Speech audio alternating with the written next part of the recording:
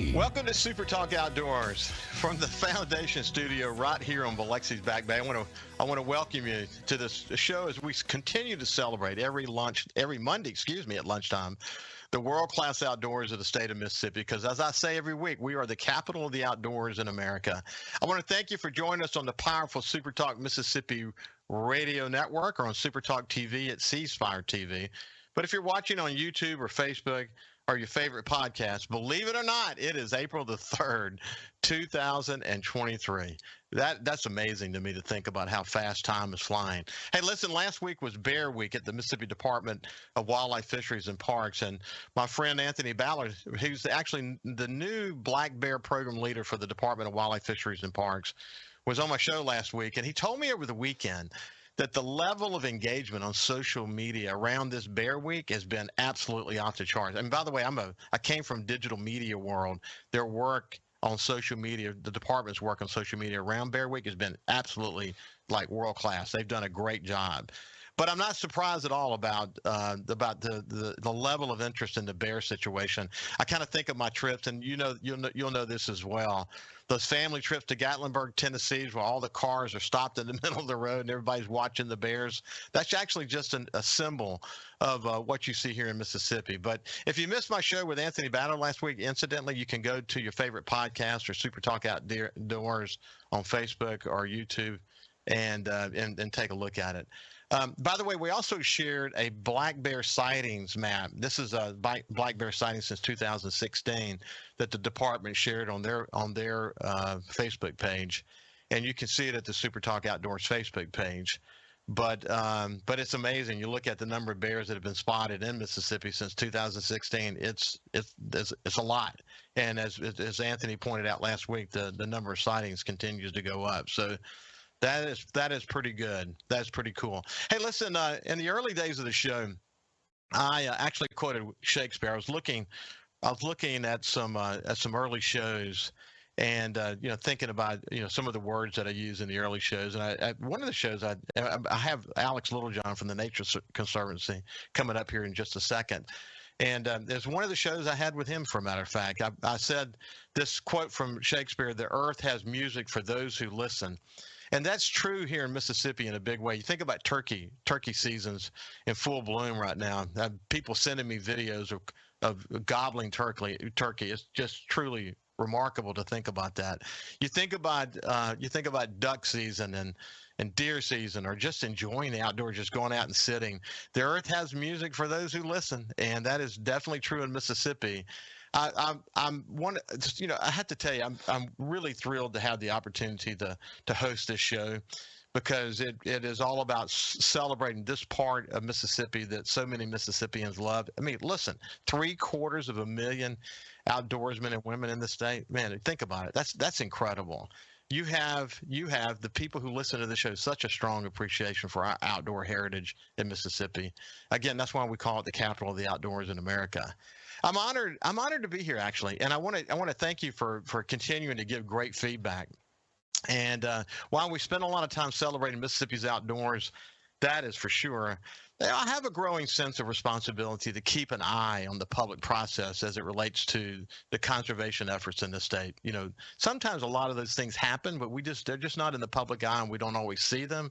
I said this from day one, that what happens in Jackson actually matters a lot to outdoorsmen and women. And one of the things I'm going to do is help make sure you understand what that is. And we're not going to talk about it too much, but from doing things like advocating for the Outdoor Stewardship Trust Fund to understanding more about the efforts a few really politically connected people who want to make the sale and transfer of white-tailed deer legal in the state.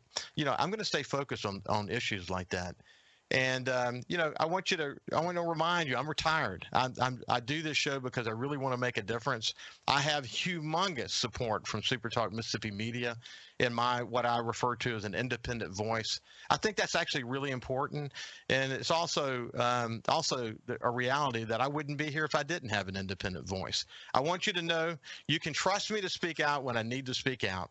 I am all in, and I will continue to pay very close attention to everything wildlife and conservation in the state. That's never been more important than it is today. So thank you so much for the feedback. And just want to remind you that all the views on this show are mine. They're mine, not that of the foundation who is a sponsor of the show. I'm very much an independent voice, and appreciate their sponsorship and their partnership. Now let's move on to my friend Alex Littlejohn from the Nature Conservancy. He's the state director, great friend of SuperTalk Outdoors, been on the show many, many, many times. But anyway, let me just say welcome back, my friend. Hey, Ricky, good to be here. It's good to see you, my friend. So I saw you shaking your head on Bear Week. It's amazing. I think the department's done a really good job of sharing the Bear Week festivities, haven't they? Man, their social media, I sent it around to a few friends. I mean, it was spot on in how you have to engage in today's world while still highlighting just hate to use it in such simple terms, just the coolness of that restoration that's been done and that population and the conservation behind it. But, us in the conservation field, wildlife field, we get to see some really interesting, cool things every day that we take for granted. And to be able to capture that through, I don't know if it was a GoPro or what, but, to show that and be able to share that out, and then to be able to frame it in the way they framed it on social media, it was just, I love it. It's just great. Kudos to whoever's doing that at the department. It's good stuff. I mean, you think about the North American wildlife conservation model that Aldo Leopold, man, we're so lucky to have visionary conservation leaders like him during the day. But think about where Mississippi was in the early 1900s and where Mississippi is today, whether it be turkey or I wanted to say ducks, but ducks is more of a migratory species, but deer and so on. It's incredible what Mississippi's been able to accomplish, isn't it? It is, and it's a testament to the engagement and the value that the private landowners have, or the role private landowners have played because of the values they place on those very aspects that like you just highlighted: white-tailed deer, black bear, wild turkey, alligator. The list goes on, and you can't deny that the role that private landowners have played in conjunction with public landowners, and partnerships matter, and it's a testament to those successes that you just described. I think it's also a testament to the Department of Wildlife, Fisheries, and Parks that has the central authority to sort of manage the conservation of especially hunted species in the state, and they've done such a good job at that. And you know this as well, Alex, and I say it all the time on the show, but the leaders at the Department of Wildlife, Fisheries, and Parks, the various leaders like Anthony Ballard with the Black Bear program and so on, man, they're so passionate about what they do, buddy. I mean, we're just so lucky to have them. They've literally dedicated their lives to this resource. It's important, isn't it? We are, and people do not appreciate, and nor should they know to, but they do not appreciate the level of passion that a lot of the staff at Wildlife, Fishery, and Parks have, and they come in there and they do it every day because they love it. And we're seeing we reap the reward and the benefits of it from decades ago that started to today. And so you can't put a price on that. You can't put a value on that, but it needs to be said time and time again. The appreciation needs to be shared with that department and the staff inside of it and what they do every day. Well, it's turkey season, so I've had Adam Butler on for a couple of times, and man, I love his passion for the turkey. Man, the truth is actually that turkey season has become incredibly popular. I mean, number of people out in the woods today, and they've really got to think about how to make sure that with this added pressure on that resource, how do they manage it better? And they're really focused on that, and that's good news. Have you had any chance to get out in the woods yourself? So I'll tell you, I've never killed a turkey. Growing up, we were in a part of the state that didn't have a lot of birds, and so because we played a lot of baseball too, our time was limited. So we fished, crappie or catfish. So that's what we did. That's the way we spent our time. Fast forward to today, I'm kind of glad I don't have that addiction in my life because it's already spread out across other things that I chased. But today on the family farm back home, or family property back home, it's not uncommon to see a few toms every morning. It's not uncommon for, an adjoining landowner to have a pretty nice size, flock rolling through his pasture. And those were unseen things growing up. I mean, turkeys were special. They special today, but they were really special when I was growing up, and that's not been that long ago. I'm not. I'll tell you about. I'll tell you, my son Jordan, I'll tell you a quick little story on the other side, but about a hunt he did this weekend. But when we come back, we'll continue our conversation with Alex Littlejohn, the state director for the Nature Conservancy, and we'll get the latest in Alex's world. We'll see you after this. To Mississippi, where a mockingbird sings out on his limb, whistling that sweet soul for him. I said 3 Mississippi to this land called home. I'll breathe Mississippi till I'm dead and gone. Just carry on, I'll carry on, Mississippi. Leading the conversation on Mississippi's outdoors. It's Super Talk Outdoors with Ricky Matthews on Super Talk Mississippi. Welcome back to Super Talk Outdoors. I have my friend Alex Littlejohn, the state director for the Nature Conservancy. We just enjoy spending time together because we're both passionate about wildlife conservation in this state, and the Nature Conservancy is involved in so many incredible programs that are about enhancing our enjoyment of the outdoors in the state. We'll come back to that in just a second. But I told you I was going to tell you a quick story. My son is married and 2 kids. My son Jordan, 2 wonderful kids, and we all go to church together on Sunday mornings. And he was able to kind of get out of the house yesterday morning, and he had a great hunt. As soon as he got out there, he sends me a video. You know, he's got a gobbler, and just as it's time for him to leave, he can see. I think it's like 15 to 20 yards to a thicket.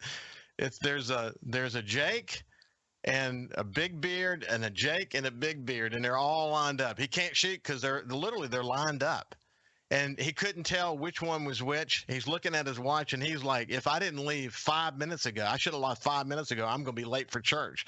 He had to leave. He said, you know, it was okay. He was, because he knew he was going to come back, and he knew where those birds were, and he's got time to go pursue them. So he slipped out. But when he came into the church, he was smiling. And then he told me the story. But turkey's one of the few things you can go do and never pull the trigger and have the best hunts of your life. But you're right. I haven't talked to anyone who does it on a regular basis who isn't totally addicted. Yeah, I'm jealous of those that get to go and enjoy it because they've been doing it for so long.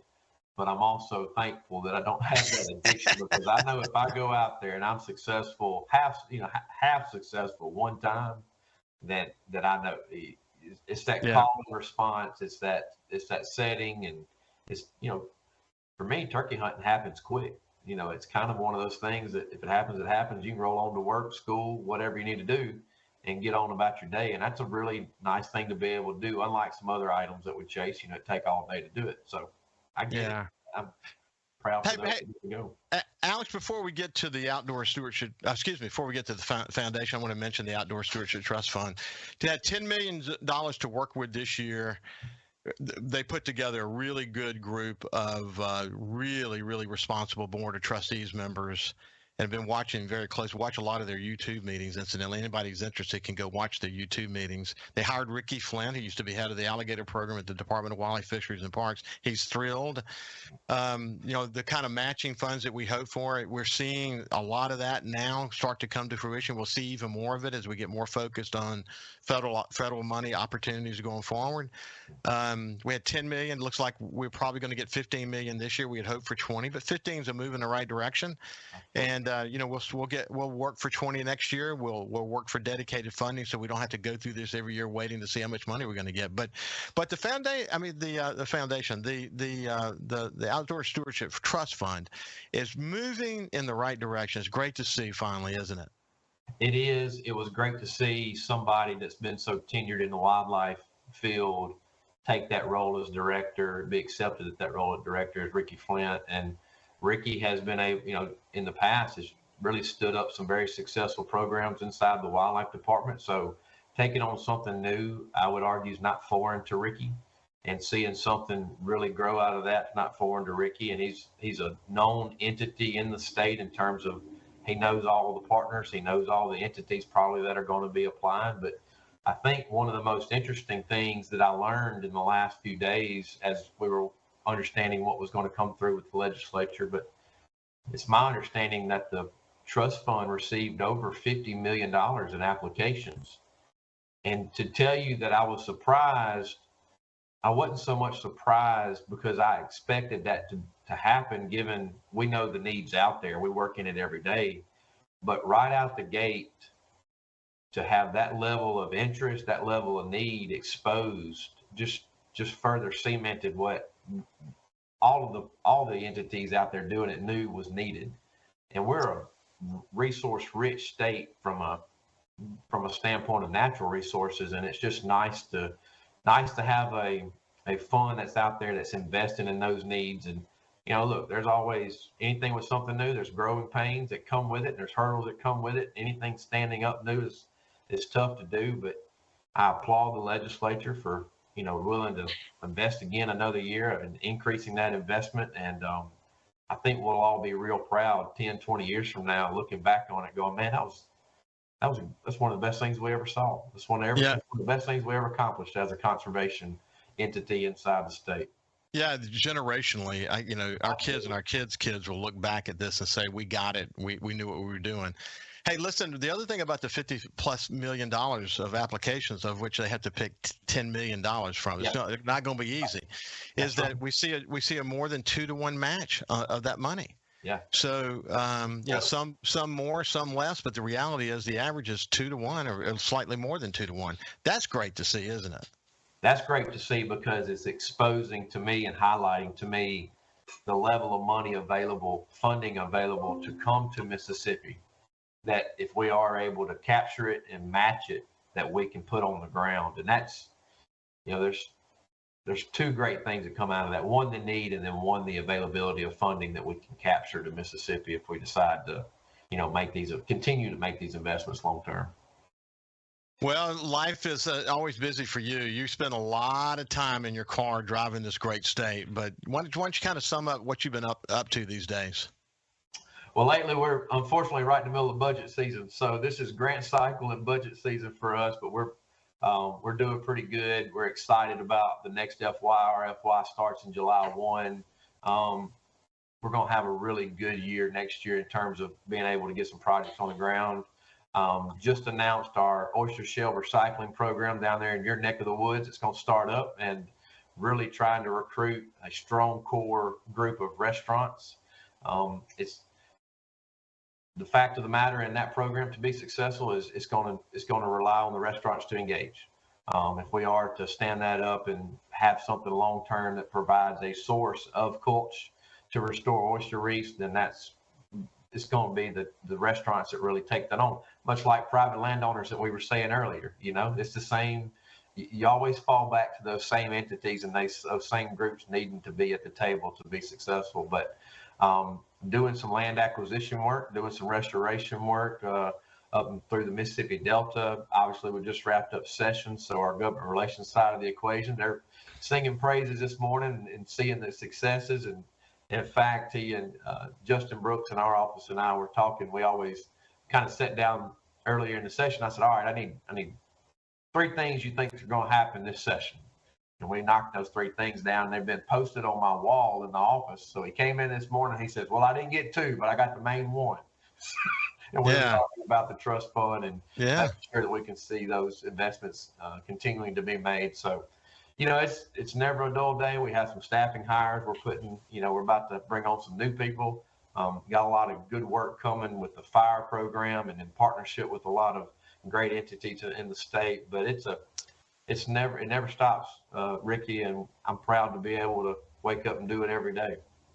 Well, listen, speaking of your oyster shell program, I'm thrilled with how it's getting off the ground the way it is. And it looks like you've got good support from some of the leading chefs of the coast and even some casinos as well. But Thomas Mormon, as you know, was on my show. He's your director of marine programs, and thought he did a great job of, not only talking about the program, but really the nuts and bolts of it. Hey, and the fact that the coast of Mississippi the fact that it's a coast and Highway 90 sort of connects most of these restaurants, it makes it potentially more efficient. So at the end of the day, what this has to do, it has to be a worthwhile investment. In other words, it works. The numbers work on it. And so this is the demonstration project to enable you to be able to do that. And hopefully it all comes together. But I mean, it sounds to me like having Thomas on the ground here, being the go-to guy down here to make that work. If it's got a chance of making it, he's going to make it work.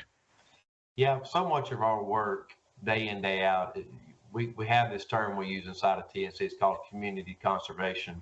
This is no different. Our success along the Pascagoula River, it's still the largest undammed river in the lower 48. It's that way because community efforts almost 50 years ago started that. And so the oyster shell recycling is no different. It's going to have to be community led. Tom lives down there in that neck of the woods. He knows the players. He knows what has to happen. He's well versed on the science side of it. He's well versed on the consumption side of it, as we all are. So think the world of Tom. Really excited to see that one kind of get started. That's something we've been working on for so many years. It just takes so long to get these things started, and so it's nice to see it coming out the gate now. It's great to see. You mentioned the river. Woo, man, Pascagoula River, what an amazing treasure. I had the mayor of Pascagoula on recently, Jay Willis. It came up in that conversation. The director of the Jackson County Chamber came up in that conversation. Everyone's I would say, because they're involved in strategic efforts and they're doing a lot of bringing businesses in, this treasure that we have in Mississippi that's too often taken for granted, we're seeing it get up on the map a little bit more. So we probably should spend more time talking about that in the future. But hey, listen, we're out of time. We'll come back together in about 3 or 4 weeks and we'll continue the conversation. How's that sound? Hey, Ricky, I'll leave you with the quote. We started with quotes and I'll leave you with a quote. Yes. Ralph Waldo Emerson said something along the lines is, the creation of 1,000 forests comes from 1 acre. And so that's a very strong quote. We live by it every day, and we try to put that to work here at Nature. That is no doubt about it. This has been Alex Littlejohn from the Nature Conservancy. We'll see you after this break.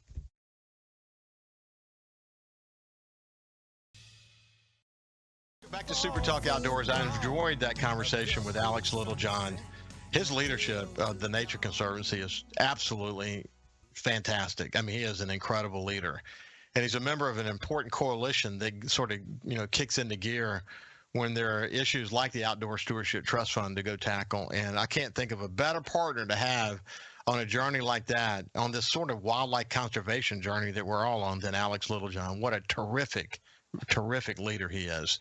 Now let's shift gears. We're going to move over now to Josh Howell, who also works at the Department of Wildlife, Fisheries, and Parks, and he's involved in state lakes and boating access. He's the coordinator of that effort.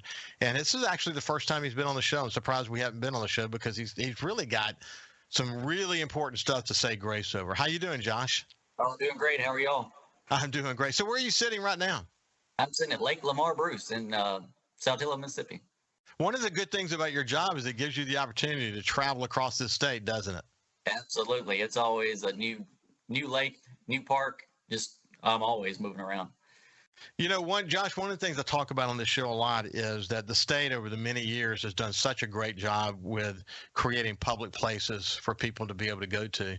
And if you're from, South Africa or Europe or whatever, and you come to Mississippi, as one of my guests pointed out not long ago, we could both walk out our doors and be within 10 minutes of some kind of public access for outdoor enjoyment. And that's one of the many reasons why I call this the capital of the outdoors in America. But you live in that world every single day. It's phenomenal what the forefathers from Mississippi did to create public access, isn't it? It is just the amount of access. Like you said, we've got national forests, we got state parks, state lakes, we got reservoirs, we got Grenada and Sardis. We got the best crappie fishing in America. There's just endless opportunity in Mississippi. Yeah, you take Grenada and Enid and Sardis lakes. They're literally internationally known for crappie. If you're a crappie fisherman, you know about that area of the state. And then you think about the Mississippi Delta and fishing offshore on the coast or the backwaters of the coast, or think about turkey season right now. So, I mean, look, the couple of visits I've had with Adam Butler recently, I mean, it's zooming the amount of enjoyment, the amount of participation in turkey hunting these days. But it all adds up to something really important, and that is that we are lucky if we enjoy the outdoors to live in this state, aren't we? Absolutely. So you started your career as actually a fisheries biologist. Tell me more about that. Yes, sir. I started at Grenada, Enid, Sardis, Arcabutla, in that area. We did a lot of crappie management, obviously. We ran trap nets. We did electrofishing, just trying to keep that great crappie fishery where it's at, with setting limits and rules, and just trying to keep it the best. And it stayed the best. So I think we've done a pretty good job so far.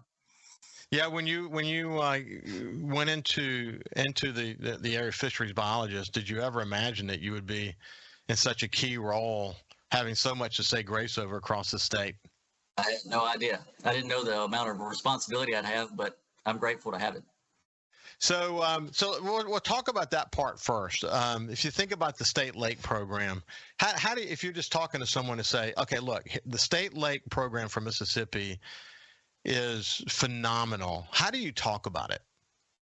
Oh, I just say, wherever you're at in Mississippi, you've got access to a state lake. That's kind of a secret for a lot of people. A lot of people that have lived even in the areas near the state lakes don't know about them. And we're trying to do some more marketing to try to get that word out.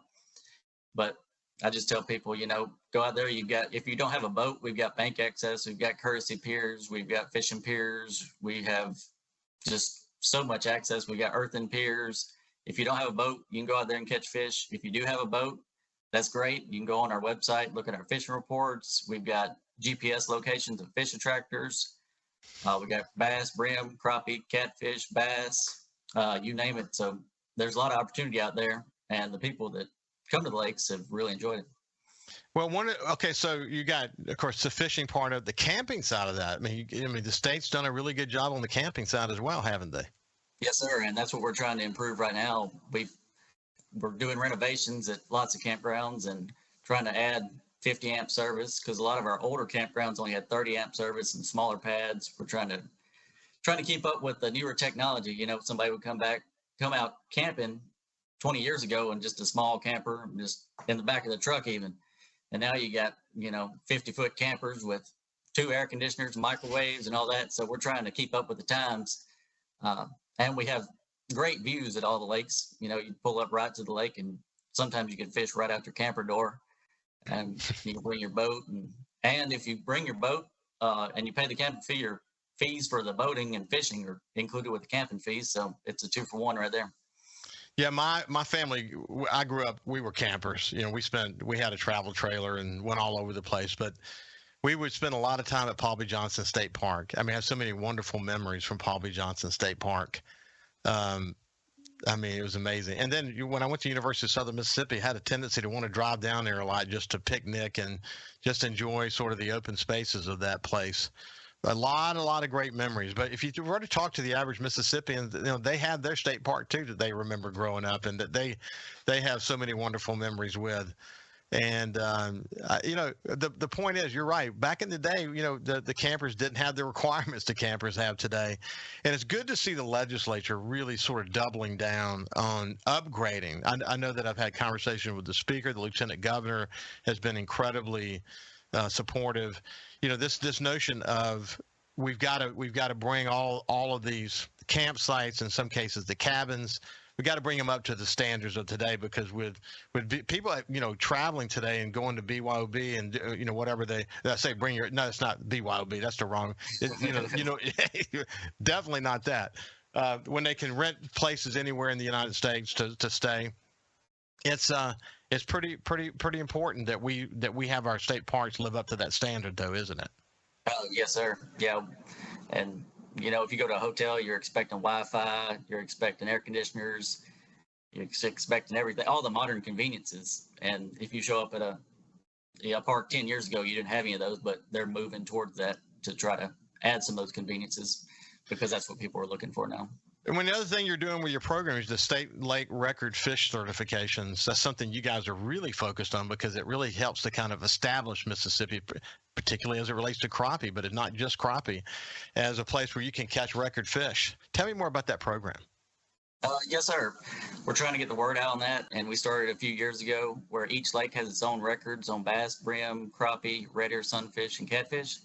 And if you come out, well, first you look on our website or come to our lake office and you'll see the records that are currently there. And then you can say, well, that's a small fish, so I think I can beat that.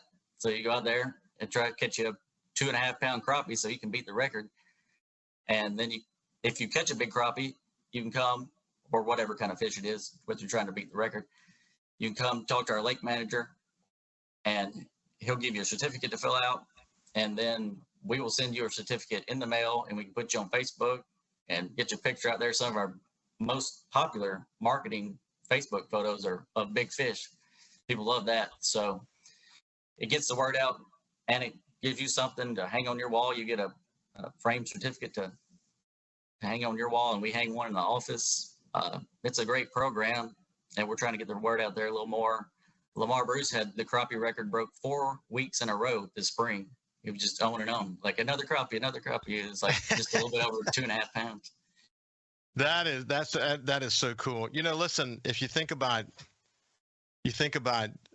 the number of people that are really focused on just refining the skill to figure out how they can catch bigger, more quality, even in some cases more, because they love to eat them. Man, we've got some good fishermen in this state, don't we, buddy? Oh, absolutely. Yeah, I've seen them. I've seen a couple big bass come out of Lamar Bruce over the last couple of weeks that were over 10 pounds. So they know how to catch them. Ooh, that's incredible. That is incredible.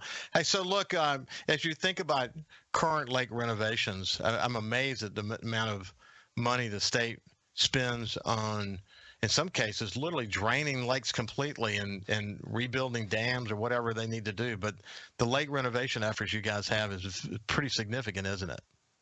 Yes, sir. We have 3 that we're doing right now, and we try to do it in confluence with whatever repairs we need to do, and we add new boat ramps or new piers. We try to upgrade the facility while we're doing the big projects, be it a dam or a spillway.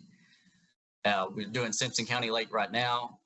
We just got done with the campground. We put 50 amp service in it, and then we redid the fishing piers and the boat ramp, and we hope to open it in June of this year.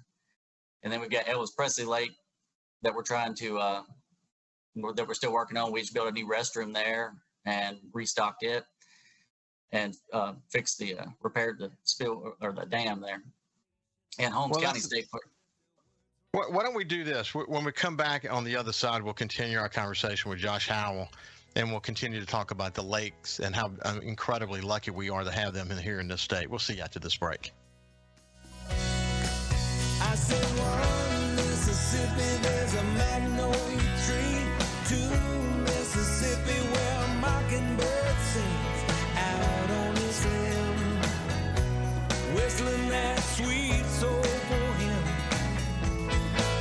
I said, 3 Mississippi, to this land called home. I'll breathe Mississippi till I'm dead and gone. Just carry on, I'll carry on, Mississippi.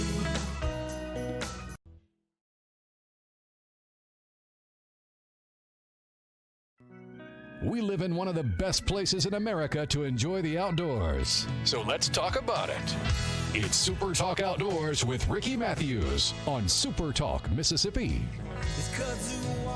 Welcome back to Super Talk Outdoors. I have Josh Howell with us, and he's an expert in sort of boating across the Mississippi and state lakes. That's sort of his responsibility with the Department of Wildlife, Fisheries, and Parks. And I was chuckling during the break. BYBO, not to be confused with, BYOB. It's supposed to be VRBO. Oh, there you go. That's it. Vacation rental program. But anyway, I just, it's kind of funny how you slip in those cases. But, it is true, though. If you look at some of the renovations that have been done on these cabins, man, I mean, I'd be happy to stay there. I mean, it's first class, isn't it? Oh, it is.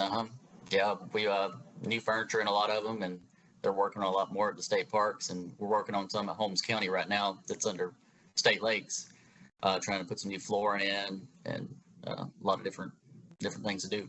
But what I like about it is that the way I described it when I had Delbert Hosman on not long ago is kind of a casual elegance. You know, it's casual, but they really spent a little bit of time to try to get the decor a little bit more in line with what people would expect to see today. And as we continue to fund those kind of renovations across the state, it's exciting. You know, I mean, the state parks are here to play ball now and in the future, and I think we're lucky we're in that situation now. Hey, listen, when someone asks you, okay, look, we got some great lakes in the state, but some of the lakes at this moment are a little bit better fishing than others. What do you tell them? What are some of the lakes that you would point people toward? Well, the hottest lakes right now are in Neshoba County Lake in Philadelphia. The bass and the crappie fishing is really good, and the catfish as well. We don't have a lot of catfish anglers there, but they're catching the heck out of them. Lake Mary Crawford is another one that's we renovated. We just opened it just a few years ago, so it's got the new lake effect of, you know, you got those big bass that are growing up through the age ranges. We got Lake Lamar Bruce here in Saltillo, which I said caught some good bass the last couple weeks and some good crappie as well. Lake Bogahoma is another one near Laurel, and we've been doing a spillway repair project right there, and we've had some water level fluctuations as we work through the spillway project, but it hasn't affected the fishing. They're still really wearing them out, both crappie and bass there. So, man, the tornadoes in the state, man, we just have had a bad run of luck. Were any of the state parks impacted by the tornadoes? No, the state parks I'm aware of, but one of my state lakes that hit really hard, Lake Monroe near Amory. I've been there since last week working on the ground with FEMA and MEMA. There's more trees on the ground than standing. We lost our office roof, several buildings damaged. It was a mess. When I first came into this position in 2014, we got hit by the F3 tornado at Elvis Presley Lake, and we had to clear cut the whole facility. And I'm afraid it's the same thing there. It's just going to be a massive clear cut because it's a mess. Yeah. I mean, it's just, gosh, man, when you lose so many valuable trees, it changes the entire feel of the lake. The lake itself, how did the lake itself fare? I mean, you got a lot of trees inside the lake, or for the most part, the lake's okay? The lake's okay, but actually the lake will probably end up coming out better because there's so much down trees on the edge of the lake now that we'll just leave in there because they'll just become fish habitat. So it didn't affect the lake any. But currently it's closed because we have to get the access back and make sure it's safe for everyone. Again, we think about it, lakes. Some lakes are natural lakes. Some lakes are man-made lakes. Some have dams. Some don't. Some have spillways. I mean, in fact, you've got a project underway as we speak around a spillway, don't you? Yes. We just finished the spillway repair project at Holmes County Lake, and now we're working on the one at Lake Bogahoma, where we're trying to get ahead of it and spend a little money now so we don't have to do a complete spillway repair like we did at Holmes County, and try to save some money in the process and not bring the lake all the way down because the fishing's already good there. So there's no need to drain it and restock it. So that's what we're doing now. And we've been having trouble with the valve. We had to replace the lake valve, and it's been a project. Hey, but when you think about spillways and you think about dams and any other structure that has to be maintained or thought about in order to make sure that the contents of that lake don't end up inside someone's house somewhere, you know, that's actually a really important part of what you guys have to think about, isn't it? That's a huge responsibility. We do dam assessments every other month, and our lake managers are out there about every other week just checking and making sure everything's working properly. The valves go up and down, and make sure nothing's blocking the spillway. And some of the dams we have are high hazard dams, which, you know, they're near towns or big population centers. So we're always really keeping an eye on this. Hey, listen, we got less than a minute left. You got an upcoming fishing rodeo. You know, give me where people can learn more about that. Okay. Upcoming fishing rodeos, you can check out our website. It's just under fishing rodeos as soon as you click on there. We got one coming up April 15th at Choctaw Lake and April 15th at Veterans Park Lake in Tupelo as well. But check out the schedule and you can find one in your area pretty easily. Man, that's great. It's been a pleasure to spend time with you. I have to have you back. There's so much more to talk about. But this has been Josh Howell from the Department of Wildlife, Fisheries, and Parks. And it's been a pleasure to meet you and spend some time with you, my friend.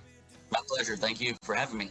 You bet. Have a great day. And as I say every single week, stay safe. Man, please stay safe in the outdoors. In fact, next time we have Josh back, we'll talk more about boater safety. Anyway, have a great week, and we'll see you next Monday. God bless you.